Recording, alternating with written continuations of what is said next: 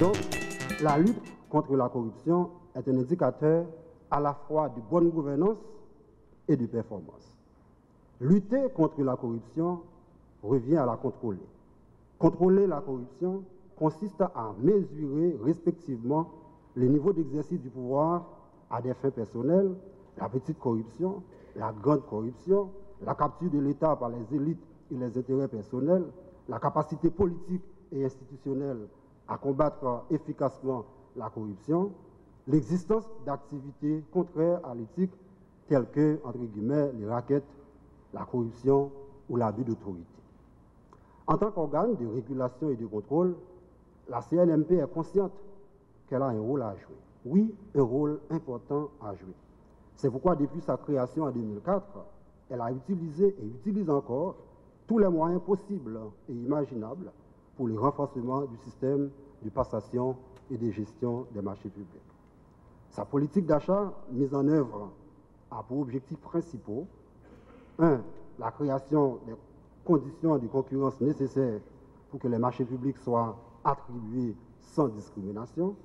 2. L'utilisation rationnelle des deniers publics réalisés au travers du choix de la meilleure offre présentée. En effet, comme vous le savez déjà, les marchés publics sont régis par un certain nombre de principes fondamentaux, à savoir le libre accès à la commande publique, l'égalité de traitement des candidats et la transparence des procédures, le respect de l'éthique et l'efficacité des dépenses publiques. Cependant, de tous les obstacles que rencontre le système national de passation des marchés publics dans l'atteinte des objectifs visés, le problème de la corruption constitue à lui seul un défi majeur. Tenant compte du poids économique des marchés publics, la corruption peut causer des dommages considérables à l'économie d'une nation, pourquoi pas à notre économie.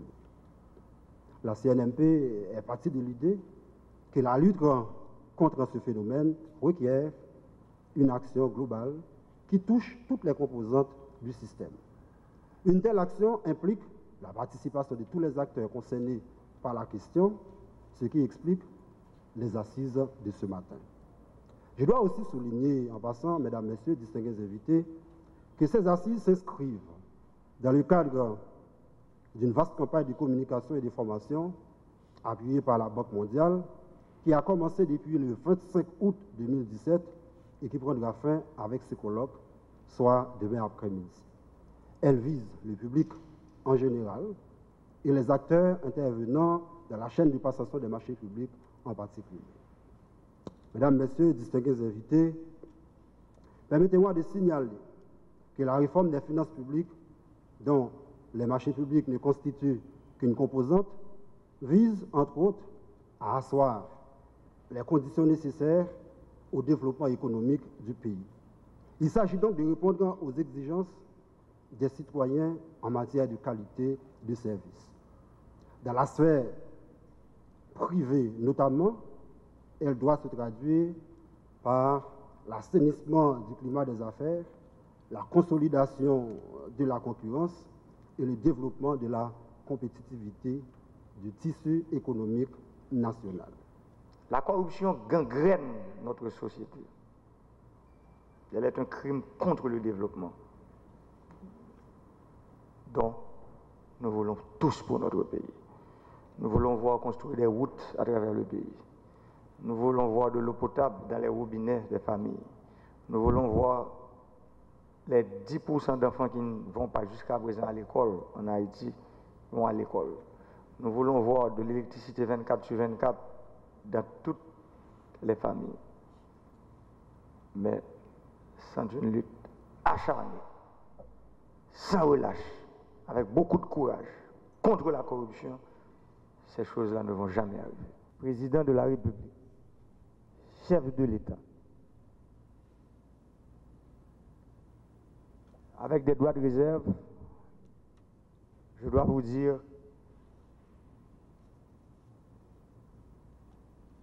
qu'il y a des gens qui ont fait beaucoup de tort à ce pays. Des contrats qui ont tué ce pays. Mais est-ce que vous, ici présents, dans cette salle,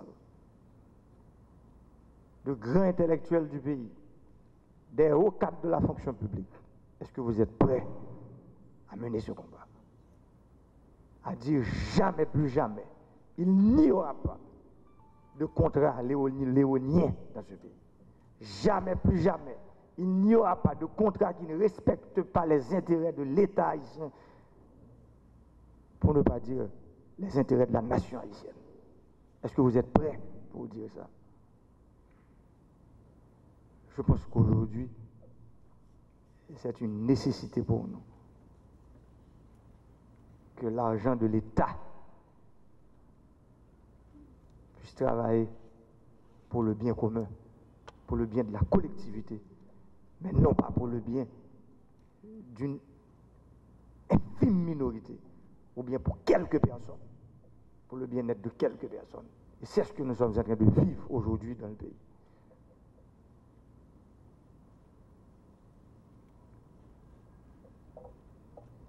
Quand j'ai reçu l'invitation du coordonnateur du CNMP, j'ai dit à mon directeur de cabinet que je ne voulais pas venir. Il m'a dit,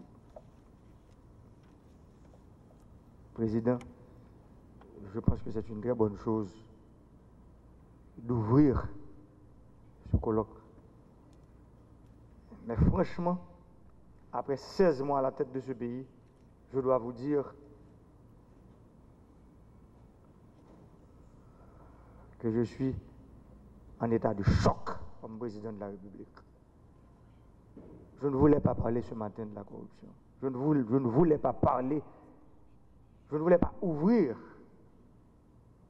le colloque sur les marchés publics en Haïti parce que je veux ce matin dire à la nation haïtienne que les marchés publics, c'est comme la science. C'est un couteau à double tranchant. Il faut aujourd'hui, et je sais qu'au niveau de la Commission nationale des marchés publics, il y a des femmes et des hommes qui sont prêts à faire ce sacrifice.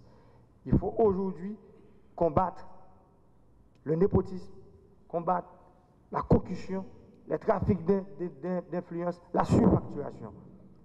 Tous les contrats, pour ne pas dire presque tous, les contrats passés pendant les 10 dernières années en Haïti, les grands contrats publics ont été surfacturés. Les preuves sont là. Cela veut dire que l'État est en train d'enrichir une minorité, l'État est en train d'appauvrir la collectivité.